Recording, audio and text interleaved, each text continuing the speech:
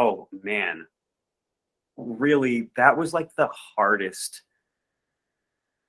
I tried so hard there. Like I really gave like my most honest effort. Kristen Maldonado here, and welcome to another episode of Pop Culture Planet, where we cover the world of entertainment while shining a light on representation and inclusion. This week, we're talking with Raymond Ablack, who you might know best from Degrassi, Ginny Georgia, or his brand new Netflix film, Love in the Villa. I hope you enjoy this conversation.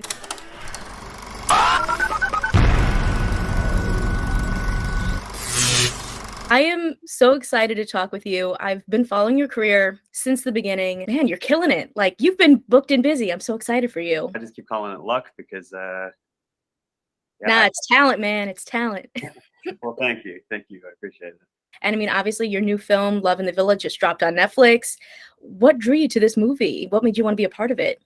It seems really funny. Like I know that I play kind of a jerk, but I think there's still some heart in the guy, and I just thought that it was a funny movie, great people involved.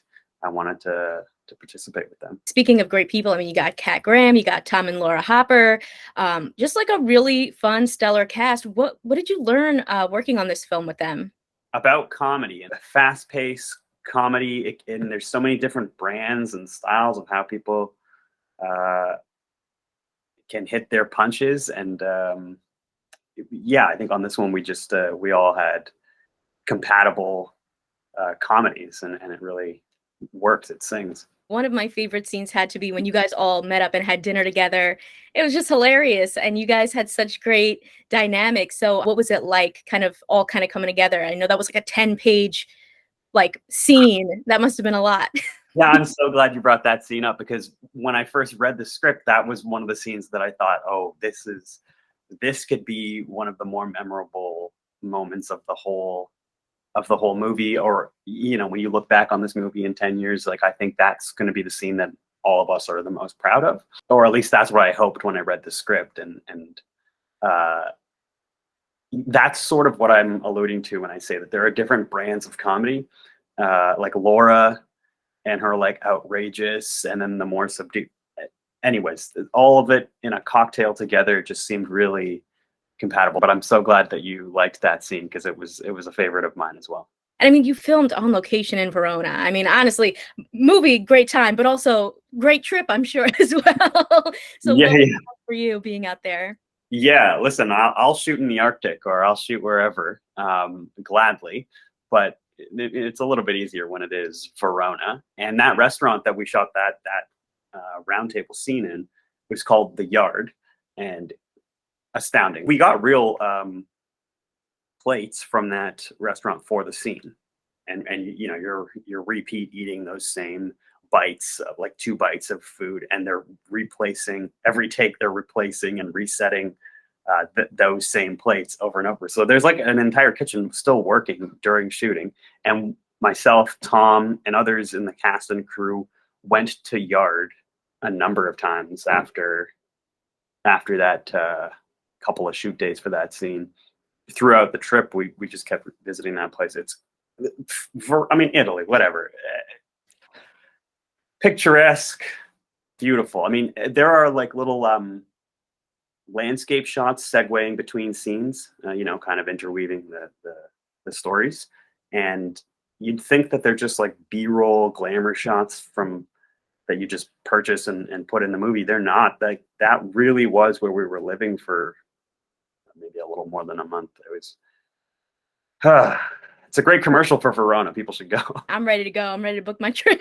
Yeah, it was great.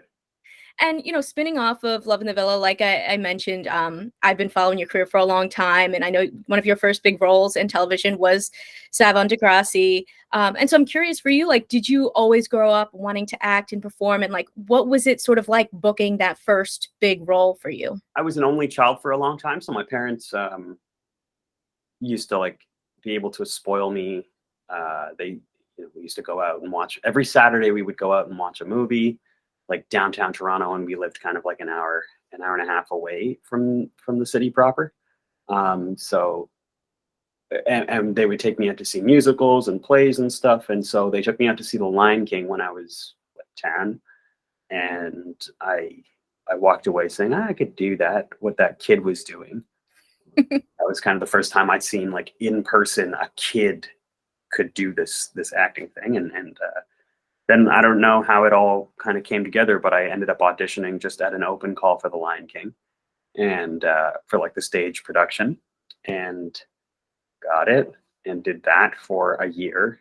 And it was like, in Canada, and certainly in Toronto, such a big part of like young boys' lives is hockey.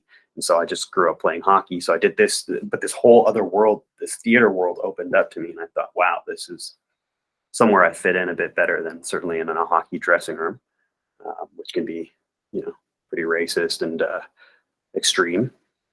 Um, but this other world was like so inviting and accepting and diverse. And so, yeah, that's where I kind of caught the bug for acting and for performance. I think you've really broken a lot of barriers as an actor, especially as an Indo-Guyanese actor, in the roles that you've played. And is that something that you like think about or like try to make a conscious effort of when you're taking on roles? I don't know that I reject or decline work because it's counter to my political opinion or something. But I think I try to bring, and it's innate because it's who I am. You're just already automatically bringing who you are, my Indo-Guyanese culture, to whatever role I'm cast in. So there are all those characters, all those people are going to have some element of that, because I can't not give that. You've been described recently as a favorite Netflix heartthrob. I feel like you're breaking like an exciting mold, and like through the characters that you've portrayed, from Sav to Joe to Brandon. How does that feel for you? It's an honor. It's a little daunting. It's a little scary for sure. I don't know that I even do carry all of what it means for everyone on my shoulders. I'm just trying to do and be honest to myself in my work, and if that happens to be congruent with helping create a new stereotype about brown men, then I'm very happy to be a part of that. They've announced that a new chapter of Degrassi is coming to HBO Max. Would you ever consider returning to the role of Sav? Of course. I grew up there, and yeah, that was such a foundational and great experience for me. I'd do that for free. I also want to see it. I'm very happy that it's coming back. It's a great, it's just a great story. I agree. I'm a Degrassi stan, so. I was before I got on the show, during, and after. I love that. I love that. That's amazing. And you guys have also recently wrapped on filming the new season of Ginny and Georgia. So what can you tease about season 2? It's great. Oh gosh, what can I spill? Well, certainly the plot thickens. It's very good. And I do love sliding down a mountain. Do you know what I'm saying? I do love that slippery, trying your best and not, and it's everyone. It's everyone is trying their best, and the plot thickens. And in addition to acting, you've been producing, you've been directing things. What are some of your dreams or things that you hope to achieve in the world of entertainment? I would love to produce and some stories that I think are interesting, and maybe in the documentary world as well. I don't want to tease too much of that because I don't want someone to steal my ideas. But yeah, there's some stuff in the doc world that I'd love to attack. I was wondering if we could do a little bit of like a little real rewind. If I mention a project, maybe you could share like a fun fact. Sure. Okay. I mean, we got to start with Degrassi. We used to play ping pong in the green room because there was one big green room, and we were teenagers, so we're greasy by nature. And so we would get into hair and makeup and wardrobe. You come in, you put on all this new clothes, you get makeup caked on your face and hair product in there to keep it exactly straight. And then we would go play ping pong and sweat through all the clothes and sweat out all the makeup and stuff. It was really, I think, annoying for production. Shadowhunters. That was a great time. Shireen Razak, who is a writer on that, really took care of me, and yeah, really fun, great people there. Good Witch. Good Witch. Oh yeah. Yeah, I remember wanting to be like really upset. I forget what exactly happens in the plot of that, but I remember wanting to be like very upset with something that takes place, and they were like, you can't be that angry on Good Witch. Like, this is not some marriage story drama that you can't do that. So it was this real struggle of how to contain it, still have that feeling that I felt, and that I felt like the character was feeling, but make it funny and like bring it down. I think whoever the director was on that, which I also forget because that was so long ago, they had a tough time like really trying to rein me in. I've been on a Good Witch binge watch recently, and I just watched that episide the other day, and I was like, yes. My hair was terrible in that episode, like this pasted down, like dorky looking thing. Yeah, why'd they do me like that? Maid. Oh man, really, that was like the hardest. I tried so hard there. Like, I really gave like my most honest effort in terms of like the diet and the working out for that, one scene, and then beyond that, we were living in Victoria, which is the west coast of Canada. I moved there for like, I don't know, it was 5-6 months, and lived in a hotel because it was COVID. We were not allowed to leave the hotel for much reason, and then also to protect the production, you can't really go out and venture and do too much. So it really was living in the hotel, going to the gym, and eating like super clean, and devoting all my attention to this one project. Like it was truly the hardest and most sincere effort I ever gave to anything, and I'm very, very proud of that.